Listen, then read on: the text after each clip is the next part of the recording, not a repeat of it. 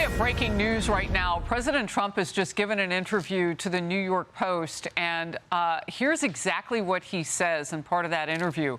We are loading up the ships with the best ammunition, the best weapons ever made, even better than what we did previously, and we blew them apart. Now, all of this is activity remains constrained in that critical oil ship flow and waterway. The ships are waiting to get in. We've only seen maybe 3 of them with oil in them. Other ships have made it through up to about 11 or 12. But usually we see between 120 and 150 going through the Strait of Hormuz. Countries are perched to see what will happen next. And you heard from President Trump. He's more than perched. He didn't pull anybody out of that region. This is a ceasefire in the war. This is not a complete deal. We know that J.D. Vance, our vice president, is on his way to Islamabad, Pakistan, to go meet with those who will sit at the table and make a deal happen potentially. But President Trump is issuing that stern warning to the regime at this point. Here's also what he has put up on Truth Social. In part, there are reports that Iran is charging fees to tankers going through the Hormuz Strait. They better not be, and if they are, they better stop now, exclamation point. However, Iran's supreme leader is pushing back. Well, you know, the son, Muqtada, who nobody's actually ever verified if he's alive and if he's moving around and all that, since his relatives were all killed, including his Ayatollah father. But anyway, he's quoted to have said, "We are entering a new era with the management of the Strait of Hormuz. We did not and do not seek war. But we will not give up our rightful rights in any way, and for this, we consider all the fronts of resistance as one." I wonder what he means by that, all the fronts. He's hitting his neighbors, so he doesn't have any friends. Meanwhile, Vice President Vance is expressing optimism ahead of tomorrow's talks. Looking forward to the negotiation. I think it's going to be positive. We'll, of course, see. As the President of the United States said, if the Iranians are willing to negotiate in good faith, we're certainly willing to extend the open hand. If they're going to try to play us, then they're going to find that the negotiating team is not that receptive. So we're going to try to have a positive negotiation. The President has gave us some pretty clear guidelines, and we're going to see. Joy Jones, warrior on the couch here. The nature of this war is that we're in a 3-day-old ceasefire that doesn't look very ceasefire-y on the Iran side. No, and this probably was expected. I think this more than anything, there's a thing called tyranny of distance when it comes to planning war. And so the further you are away from your resupply, your beans and bullets and all of that, the harder a sustained effort is. And then you start this war, you're ahead of schedule, and then you realize, okay, all these contingencies for resupply, stopping the fuel, those are falling apart because of European countries afraid to be involved. Okay, now we need to reorient our compass and plan for this. I think it was the Ford we've lost already. So some of these assets that were there in the buildup are leaving. New troops are coming in. I don't think we've seen the end of the bombing campaign. Hopefully we've seen the end of what we call war. We've seen the end of our folks being in tremendous amount of harm's way. But at the end of the day, I mean, go back as far as you want. It's much easier to defend territory than it is to take it. It's much easier to Vietnam, Afghanistan, just in our lifetime. It's just much easier. It's much harder to eliminate threats in Iran than it would be if Iran were trying to attack somewhere else. When you have the defensive position, you don't have to expend all your ammo. You don't have to have more people. And so people talk about, oh, they shot down one of our planes. I thought that we had air superiority. Well, we do because they're not flying planes. They're not bombing us. What we don't have is the ability to not know that they can do what the Mujahideen did to the Russians. They took cheap shoulder-fired rockets and took enough MiGs and helicopters down that the Russians said, hey, this costs more money than we want to spend on it. We're going to back on out of here. That is such a great example, too. And just think of how much kinetic activity had happened in Afghanistan, for instance, before we even got involved, right? And they had faced so much, and still we couldn't do it. And I think what we're seeing right now is that you can't just military your way to a victory. And we've seen over the last 40 years, you can't just diplomacy your way to a victory.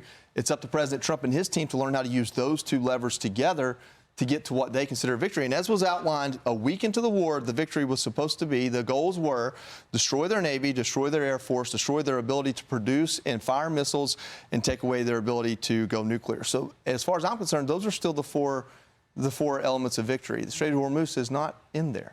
No, but it's become something that, Rebecca, obviously Iran knows it can use that leverage because why? Right. Why? Because they're right there. Actually, the waterway doesn't belong to them. It's along their country. No, it's international. It belongs to all of us and belongs to nobody specifically. And so it's intolerable for the United States' perspective that Iran is going to claim that it can control the Strait of Hormuz. And remember, if Iran is controlling the Strait of Hormuz, that means China is, because China is the biggest backer and gets 90% of Iranian oil goes to China.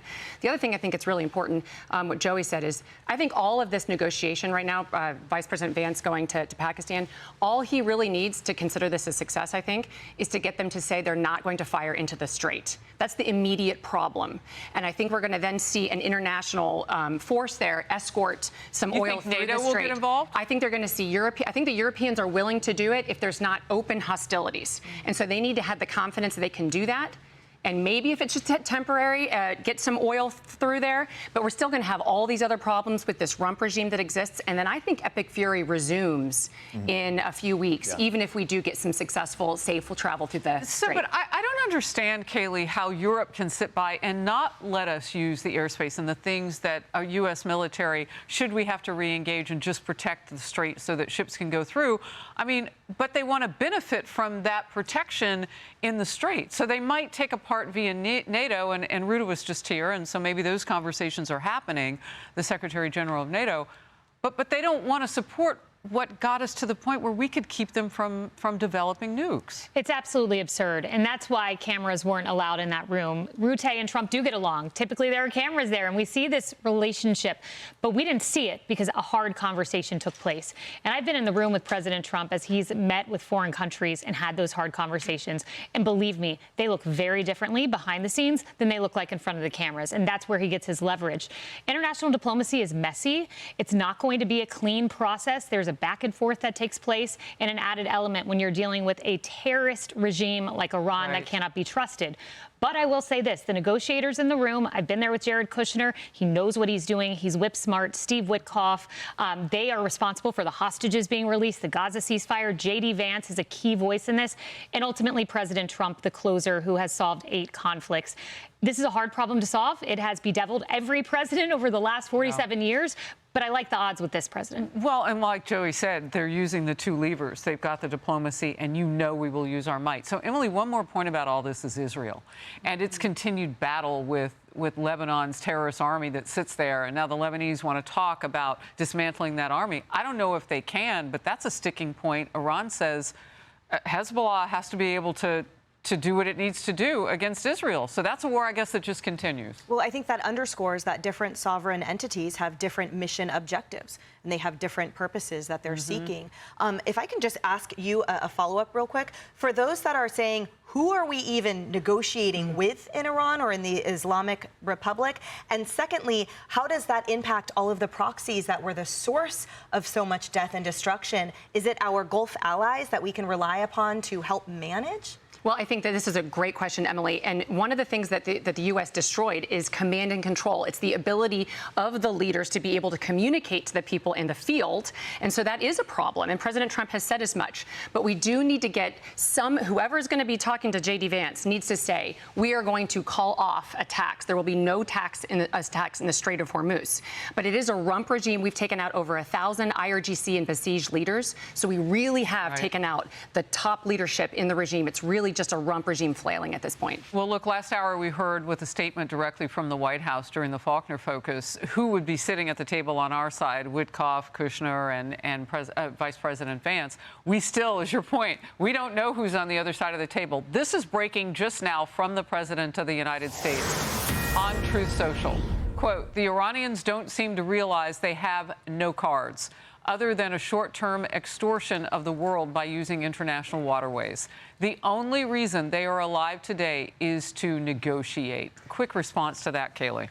Yeah, he's clearly showing that he is willing to use hard power, and that is what makes this president different. You look at Joe Biden before him, soft power. What Iran saw was an unfortunate withdrawal from Afghanistan that was disastrous. What they see when they look at this president is someone who's saying, hard power is not off the table here. I'm willing to use it, and I'm using it for leverage now. And as you pointed out, we're reinforcing that by pulling out what we need and putting back what we need. So, yeah, we haven't left. Yeah, I don't see anything saying that we're not going to continue Epic Fury. Hey everyone, I'm Emily Campagno. Catch me and my co-hosts Harris Faulkner and Kaylee McEnany on Outnumbered every weekday at 12 p.m. Eastern, or set your DVR. Also, don't forget to subscribe to the Fox News YouTube page for daily highlights.